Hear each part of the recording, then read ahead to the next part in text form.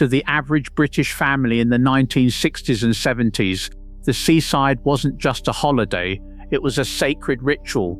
We all remember the feeling, the excitement of packing the Ford Cortina, the smell of salt spray hitting your face as you stepped onto the promenade, and the frantic jingle of pocket money in your palms.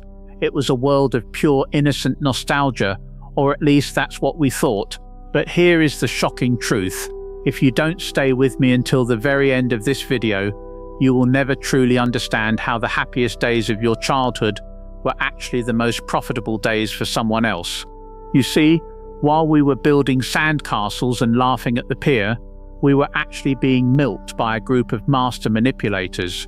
Your joy was their goldmine. Your family's hard-earned savings were being siphoned off by a group of men who knew exactly how to turn a working-class holiday into a private fortune. Today we're going behind the bright neon lights to uncover the brilliant, dusty and often rigged hustle of the Seaside Kings, the secret millionaires who owned the British summer. Before we meet the Kings, we have to remember how we got there. Do you remember the sheer effort of a 1960s seaside trip? It was an era of woolen swimming trunks that felt like they weighed 10 pounds when wet, and sandwiches that always seemed to have a little bit of beach sand as an extra ingredient. We endured the long, hot car journeys through winding B-roads just for that first glimpse of the Ferris wheel on the horizon. As soon as we stepped out onto that promenade, the nostalgia hit us like a wave. The sound of the mechanical organ from the carousel, the smell of vinegar on chips, and the shouting of the street hawkers. It felt like home. But it was a captive environment. Once you were on that pier or that stretch of sand, you were in their world. You were no longer just a tourist, you were a customer in a massive open-air casino where the house always won. Before we even reached the beach, we had to deal with the B&B queens. These were the formidable landladies who ran the thousands of guest houses lining the seafront. If the men ran the pier, these women ran the town. Do you remember the rules of the house? Breakfast at 8 a.m. sharp, not a minute later. If you missed it, you went hungry. And the most infamous rule of all, out by 10 a.m. and don't come back until 4 p.m. This was a brilliant business model. By locking the guests out for the entire day, the landlady saved a fortune on heating, lighting and cleaning. It forced thousands of families onto the promenade, where they were funneled directly into the arcades and stalls owned by the Seaside Kings. These landladies were masters of the cash-only world. They kept their ledgers in their heads and their profits in biscuit tins under the bed. To the taxman, they were just humble widows providing a service. In reality, many owned multiple properties across the town, bought and paid for by the deposits of working-class families who were too scared to ever break a house rule.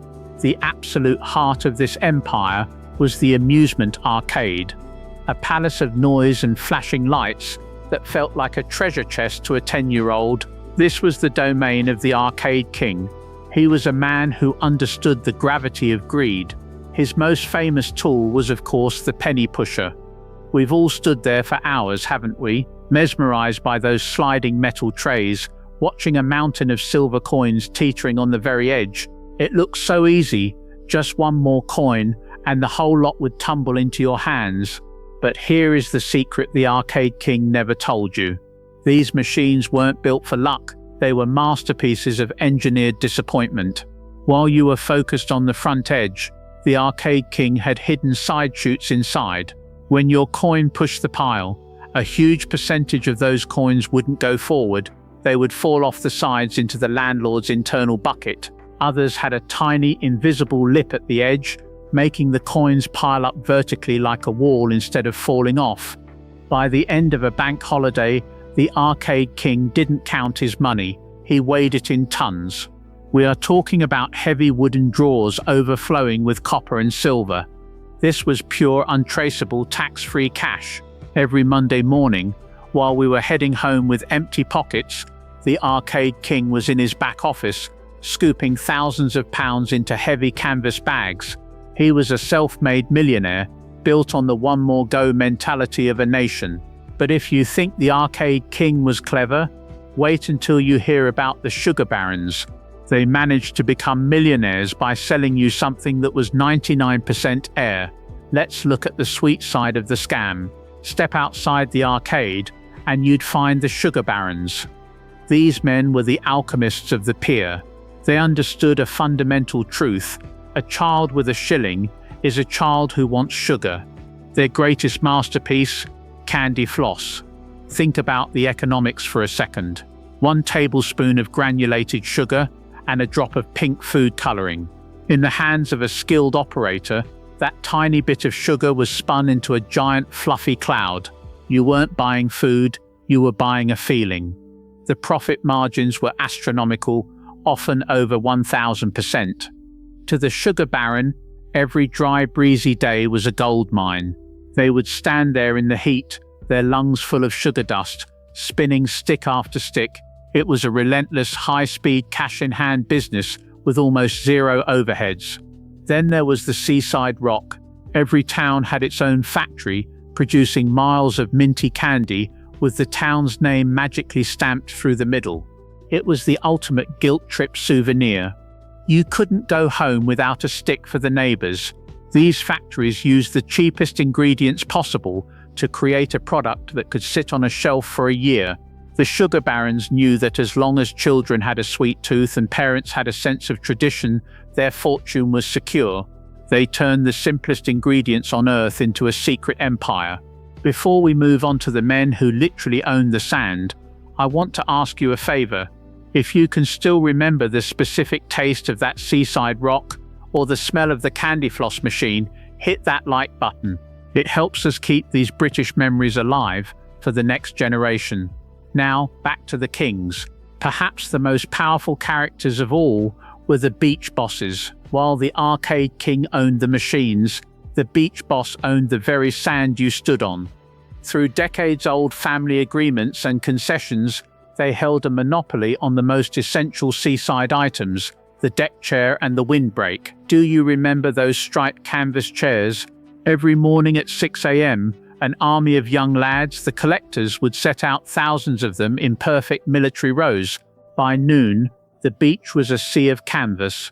The hustle here was beautiful in its simplicity. A collector would walk the sand with a leather satchel and a roll of tickets. It was a relentless cycle of sixpence here, a shilling there. There were no cash registers on the sand, no digital trackers, just a man, a ticket book, and a bag of coins. How many chairs were actually rented? Only the beach boss knew the real number. This was the ghost economy of the 1970s. They were charging you for the privilege of sitting under the sun, and because they controlled the entire stretch of sand, you had no choice but to pay. By the time the tide came in, those leather satchels were so heavy they left bruises on the collector's shoulders, every penny destined for the beach boss's private safe. They didn't own the sun, but they certainly found a way to charge a nation for enjoying it. You couldn't have a seaside trip without fish and chips, and this is where the Friar Kings made their mark. Do you remember the queues? People would wait for 40 minutes in the rain for a piece of cod and a scoop of chips. The Friar Kings were masters of volume and scraps. One of their biggest secrets was the scraps, those little bits of fried batter left over in the fryer. To us, they were a free treat if the friar was feeling generous, but to the Friar King, they were a way to fill up a hungry customer with pennies worth of flour and fat instead of expensive fish. They also perfected the art of the heavy pour with the vinegar bottle. A heavy dousing of cheap vinegar hid the fact that the fish was smaller than it looked under the thick, puffed-up batter. With no receipts and a constant stream of customers from 11 a.m. to midnight, the Friar Kings built mansions in the suburbs, all funded by the nation's hunger for salt and grease. No British seaside holiday was complete without the donkey ride. This was another gold mine hidden in plain sight. The Donkey Kings managed large stables of animals that were walked back and forth across the sand thousands of times a day. Each ride lasted only a few minutes, but the queue was endless. It was a high-volume, low-cost business where the employees were paid in hay and the customers paid in silver coins. It was pure profit, handed over on a wet, sandy beach where no inspector would ever go. Then there were the walking picture photographers. Before everyone had a camera in their pocket, these men were the kings of the promenade. They would snap photos of families laughing, hand you a numbered ticket, and tell you to come back to their shop in an hour. Once you saw that photo of your family in the golden hour of your holiday, you couldn't say no. You were trapped by your own nostalgia. These photographers were often working for a central studio boss who took a massive cut of every print. They were capturing your memories, yes, but they were also capturing a steady stream of cash that required no inventory and had zero competition. Towering over everything were the pier lords. These were the men who owned the massive iron structures stretching out into the sea. A pier was essentially a floating shopping mall designed to extract every last penny from a family's pocket. In many towns, you even had to pay a toll just to walk onto the pier. Imagine that, charging people for the privilege of walking over the water. Once on the pier, you were trapped. You were surrounded by palm readers, high-priced fish and chips, and end-of-the-pier variety shows. The pier lord took a cut of everything. Every fortune teller's booth, every hot dog stand, and every theatre ticket was a stream of revenue flowing up to the big office at the top of the pier. They were the royalty of the seaside, presiding over a world where the house always won. The overheads were enormous. The salt air rots iron faster than anything. But the profits were even bigger. These men were the elite, often rubbing shoulders with celebrities, all funded by the working man's search for a bit of summer magic. Even the smallest entertainment was a business. The Punch and Judy men, the professors, would perform their violent, hilarious puppet shows on the sand for free, or so it seemed. But they always had a hat man or a bottler. As soon as the show reached its climax and the crowd was at its largest, the hat man would weave through the audience with a battered cap. It's hard to say no to a man after he's just made your children laugh for 20 minutes. They didn't just collect coins, they shamed you into giving. "Come on, Dad, don't be a Scrooge," they would joke loudly enough for the whole crowd to hear. It was a pressure sales tactic disguised as seaside fun.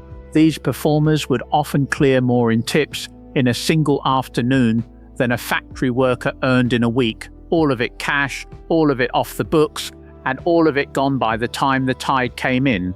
Why did we fall for it? Why did we happily hand over our money to the arcade kings and the sugar barons?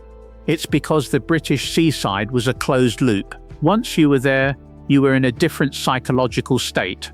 You were on holiday time. In the 1960s, you didn't have the internet to compare prices.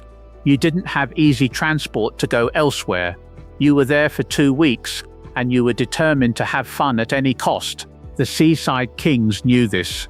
They knew that if they made the lights bright enough and the music loud enough, you would forget the value of a shilling.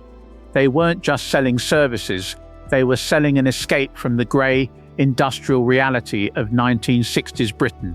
And for that escape, we were willing to pay any price. We were fooled, yes, but we were fooled because we wanted to believe in the magic. The era of the Seaside Kings didn't end because they got lazy. It ended because the world got smaller. In the late 70s and 80s, the package holiday arrived.